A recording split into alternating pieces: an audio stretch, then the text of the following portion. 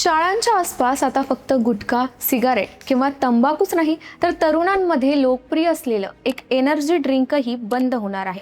महाराष्ट्र सरकारने शाळांच्या 500 मीटर परिसरात स्टिंग सारख्या एनर्जी ड्रिंक्सच्या विक्रीवर बंदी घालण्याचा निर्णय घेतला आहे.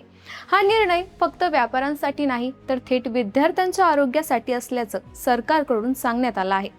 चला तर या विषयावर सविस्तर जाणून घेऊया. नमस्कार, मी सृष्टी आणि तुम्ही पाहताय धक्काबुक्की. तर या निर्णयानुसार शाळा आणि महाविद्यालयांच्या आसपास 500 मीटरच्या परिसरात अशा एनर्जी ड्रिंक्सची विक्री करता येणार नाही. विशेषतः स्टिंग हे पेय यात चर्चेत आलं आहे कारण ते तरुणांमध्ये खूप लोकप्रिय आहे. पण सरकारच्या मते ही लोकप्रियता मुलांच्या आरोग्यासाठी धोकादायक ठरू शकते. अन्न व औषध प्रशासन मंत्री नरहरी झिरवळ यांनी विधानसभेत या संदर्भात स्पष्ट भूमिका घेतली.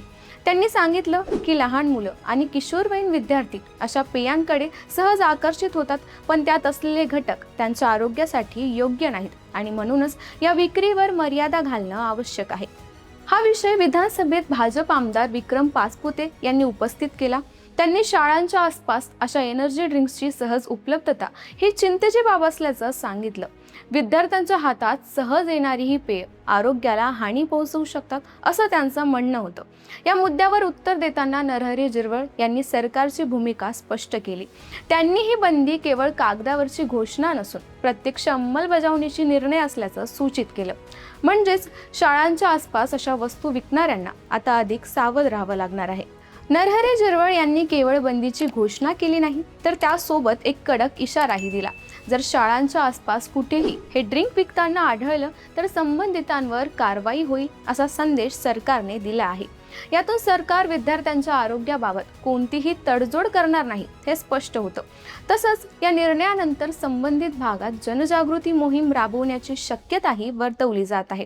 म्हणजेच फक्त विक्री थांबवणं नाही तर विद्यार्थ्यांना आणि पालकांनाही या पेयांचे संभाव्य दुष्परिणाम समजावून सांगणं हेही सरकारचं उद्दिष्ट आहे.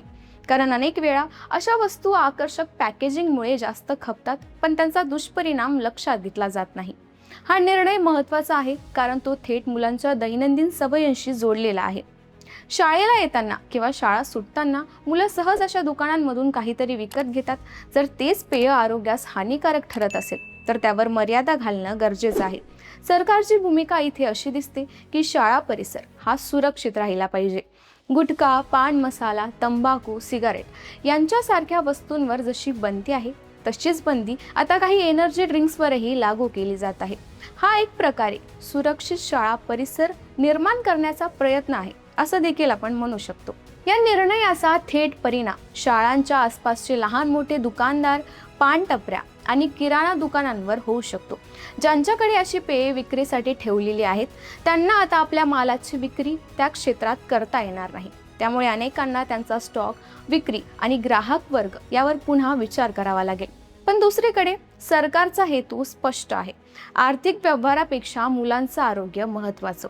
हा निर्णय तात्पुरता न राहता नीट नियमावलीत रूपांतरित झाला तर त्याचा परिणाम शाळा परिसरातील संपूर्ण खाद्य संस्कृतीवर होऊ शकतो आणि म्हणूनच हा फक्त एक छोटा निर्णय नसून मोठ्या आरोग्य धोरणाचा भाग मानला जातोय. सध्या विधानसभेत याची घोषणा झाली आहे. त्यामुळे पुढच्या टप्प्यात प्रत्यक्ष नियम, आदेश आणि अंमलबजावणीची प्रक्रिया महत्त्वाची ठरेल.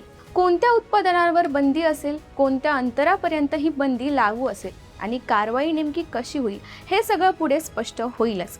त्यामुळे सध्या हा निर्णय चर्चेत असला तरी लवकरच त्याचा प्रत्यक्ष परिणाम दिसायला सुरुवात होऊ शकते. थोडक्यात सांगायचं तर नरहरी झिरवळ यांनी शाळांच्या 500 मीटर परिसरात एनर्जी ड्रिंक्सवर बंदी घालून विद्यार्थ्यांच्या आरोग्याच्या बाजूने कडक भूमिका घेतली आहे.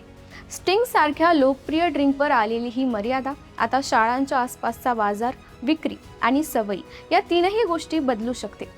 आता पाहायचं एवढंच की हा निर्णय प्रत्यक्षात किती प्रभावीपणे राबवला जातो. यावर तुमचं काही मत असेल तर आम्हाला कमेंट करून नक्की कळवा आणि या व्हिडिओला लाईक, शेअर आणि आमच्या चॅनलला सबस्क्राईब करायला विसरू नका.